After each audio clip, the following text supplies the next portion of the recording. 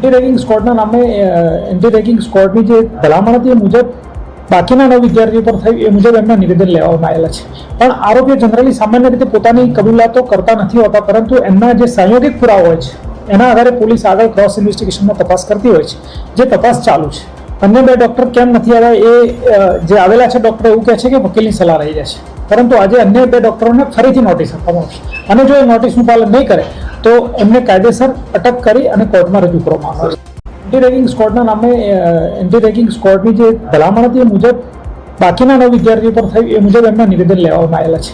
પણ આરોપીઓ જનરલી સામાન્ય રીતે પોતાની કબૂલાતો કરતા નથી હોતા, પરંતુ એમના જે સંયોગિક પુરાવા હોય છે એના આધારે પોલીસ આગળ ક્રોસ ઇન્વેસ્ટિગેશનમાં તપાસ કરતી હોય છે, જે તપાસ ચાલુ છે. અન્ય 2 ડૉક્ટર કેમ નથી આવ્યા એ જે આવેલા છે ડૉક્ટર એવું કહે છે કે વકીલની સલાહ રહી જશે, પરંતુ આજે અન્ય 2 ડૉક્ટરોને ફરીથી નોટિસ આપવામાં આવશે અને જો એ નોટિસનું પાલન નહીં કરે તો એમને કાયદેસર અટક કરી અને કોર્ટમાં રજૂ કરવામાં આવશે.